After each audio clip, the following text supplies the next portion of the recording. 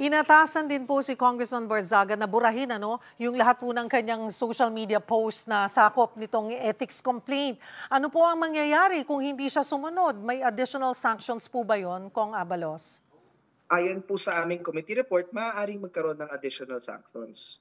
Kaso lang tulad po ng sabi ko kanina, collegial body po kami dito sa Congress and it will be a committee decision, it will be a plenary decision kung sakaling magkaroon po ng paglabag sa ating committee report na nakasalalay po yan sa buong plenaryo at hindi nakasalalay sa desisyon ng isang tao.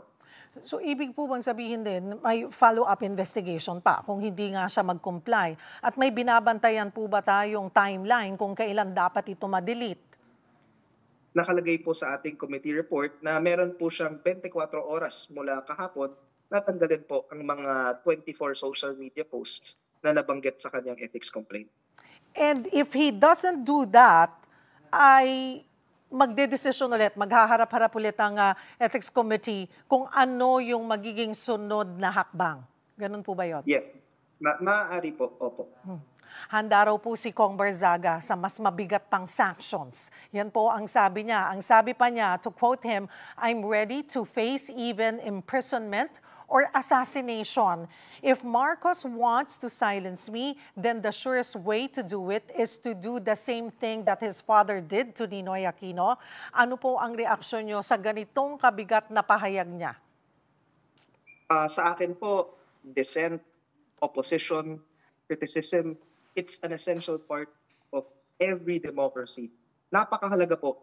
Hindi naman maganda na lahat tayo susunod-sunod lang kasi tapos na po ang panahon ng mga hari. Nasa demokrasya po tayo.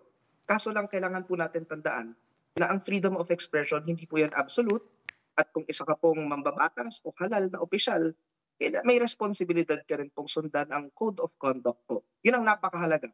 Ang aming mga lawmakers, kabilang na rin po si Representative Barzaga, he may express genuine political criticisms.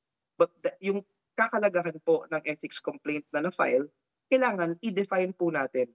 Alamin natin kung kailan makocross yung line between genuine freedom of expression and disorderly behavior.